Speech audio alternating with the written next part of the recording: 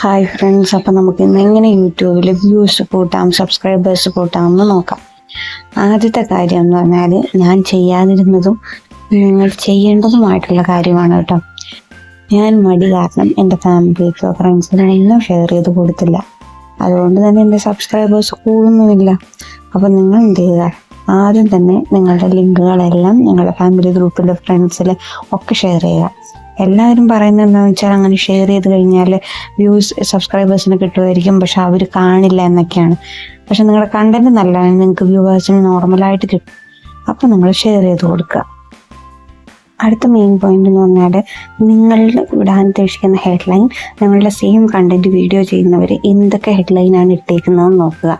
അത് കണ്ട് ക്യാച്ചി ആയിട്ടുള്ള ഹെഡ്ലൈൻ നിങ്ങൾ ഇടുക.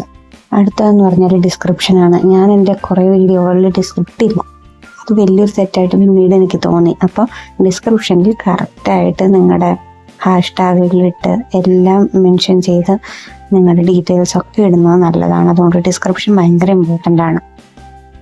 ഇനി ലൈറ്റിങ്, അതായത് ഭയങ്കര ക്യാച്ചി കണ്ടന്റ് ഉള്ളവർക്ക് ഇതൊന്നും പ്രശ്നമല്ല കേട്ടോ. പക്ഷേ ഒരു റീയൂസ്ഡ് കണ്ടന്റ് ചെയ്യുന്നവർക്ക് അവരുടെ വീഡിയോ ക്വാളിറ്റി ഭയങ്കര ഇമ്പോർട്ടൻസ് ഉണ്ട്. അപ്പോൾ നല്ല ഫോൺ അല്ലെങ്കിൽ തന്നെ ഔട്ട്സൈഡ് വീഡിയോകൾ ചെയ്യുക, അല്ലെങ്കിൽ നല്ല ലൈറ്റിങ്ങും കോൺട്രാസ്റ്റുള്ള വീഡിയോകൾ ചെയ്യുക. പിന്നെ ഇമ്പോർട്ടൻ്റ് എന്ന് വെച്ചാൽ എപ്പോഴാണോ നിങ്ങളുടെ സബ്സ്ക്രൈബേഴ്സ് ഓൺലൈനിലായിട്ടുള്ളത് ആ സമയത്ത് വീഡിയോ അപ്ലോഡ് ചെയ്യുക. അത് നിങ്ങൾ 1-2 വീഡിയോ അപ്ലോഡ് ചെയ്യുമ്പോൾ അതിൻ്റെ വ്യൂസ് എപ്പോഴാണ് കയറുന്നതെന്ന് നോക്കി നിങ്ങൾ കണ്ടുപിടിക്കുക. അപ്പോൾ നമുക്ക് ശരിക്കും അറിയാൻ പറ്റും എപ്പോഴാണ് നമ്മുടെ സബ്സ്ക്രൈബേഴ്സ് കൂടുതലും ഓൺലൈനായിട്ടുള്ളതാണ്. ആ സമയം നോക്കി അപ്ലോഡ് ചെയ്യുക. ഇനി വലിയൊരു പ്രശ്നം കോപ്പിറൈറ്റാണ്. എനിക്കും അത് കിട്ടി. അപ്പം ഞാൻ കുറേ സെർച്ച് ചെയ്തു കോപ്പിറൈറ്റ് ഇല്ലാത്ത മ്യൂസിക്കിന് വേണ്ടി. പക്ഷെ അതൊക്കെ ഭയങ്കര ബുദ്ധിമുട്ടാണ്. അതായത് നമുക്കങ്ങനെ കണ്ടുപിടിക്കാൻ പറ്റുന്നില്ല.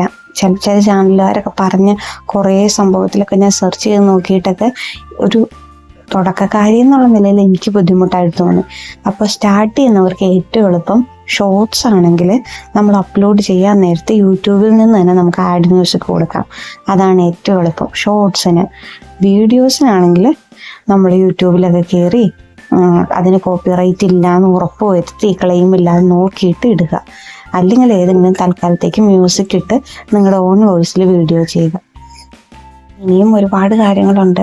ഞാൻ വീഡിയോ ചെയ്ത് തുടങ്ങിയതിന് ശേഷം എനിക്ക് മനസ്സിലായ യൂട്യൂബിൽ കുറേ പേരുടെ ഉപദേശങ്ങൾ കണ്ട് മനസ്സിലാക്കിയ കുറേ കാര്യങ്ങളുണ്ട്.